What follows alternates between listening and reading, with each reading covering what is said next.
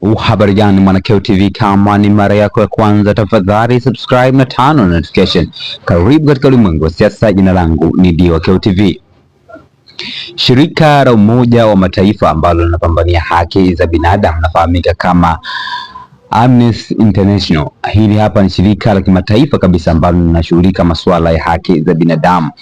Amnesty International wameposti kupitia ukurasa wake wa Instagram pamoja na mtandao wa Twitter kwamba kuna barua ilikuwa ikizagaa katika mitandao ya kijamii ikionyesha baadhi ya viongozi wa Chama cha Demokrasia na Maendeleo Chadema wakiwa wanaomba msaada wa kifedha, ambapo wanaomba msaada angalau mwisho wa mwezi waingiliziwe takribani dola 700 za Kimarekani.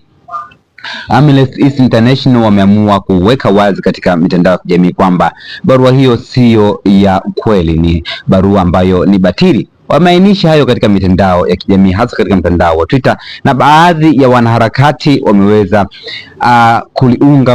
wameweza kuunga mkono swala hilo, akiwemo Hilda Newton, naye ameweza kuweka barua hiyo ambayo Amnesty International ameweka.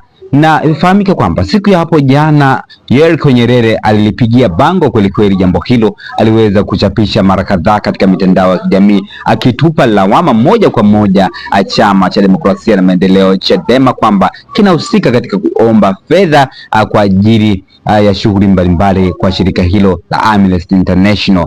Na fahamike kwamba liliorodhesha takribani majina 4 ya wanaharakati wa Chama cha Demokrasia na Maendeleo Chadema, akiwemo afisa habari wa chama hicho Brenda Rupia, kwa ni miongoni mwa watu pia waliokuwa wameomba kuwa naye au ni miongoni mwa watu ambao wanapata dola 700 kila mwezi kutoka katika shirika la Amnesty International.